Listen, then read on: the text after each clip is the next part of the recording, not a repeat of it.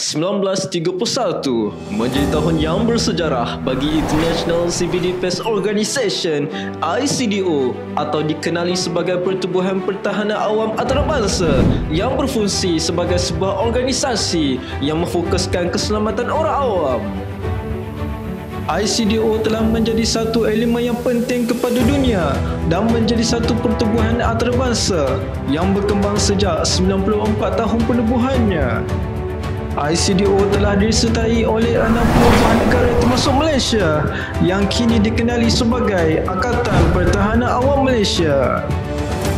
Pelbagai revolusi dan perubahan telah dilaksanakan oleh APN di Malaysia, khususnya dalam penyelamatan nyawa dan pelindungan orang awam, bersempena dengan Bulan Pertahanan Awam dan Hari Ulang Tahun Pertahanan Awam yang ke-73, dan telah berjaya melaksanakan 73 program dan aktiviti merangkumi aspek utama Malaysia Madani. Antaranya adalah Wacana Nasional, Hala Tuju Sukarelawan di Malaysia.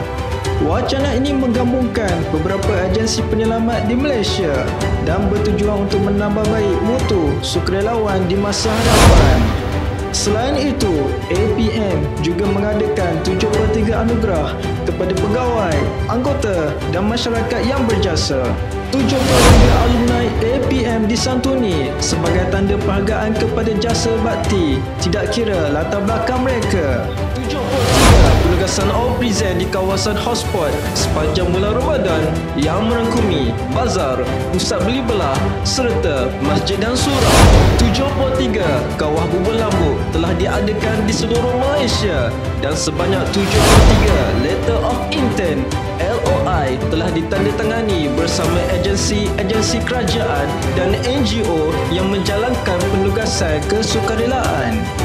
Tragedi letupan gas di Putra Head memperlihatkan APM terus komited dalam penugasan penyelamatan selaras dengan rukun Malaysia Madani, kesejahteraan yang mampu mewujudkan keseimbangan dalam kehidupan masyarakat. Semoga dengan segala usaha yang dilaksanakan dapat menjadikan APM terus berdiri teguh dalam menjaga keselamatan rakyat Malaysia. Sukarelawan dan pertahanan awam, teras kesejahteraan nasional.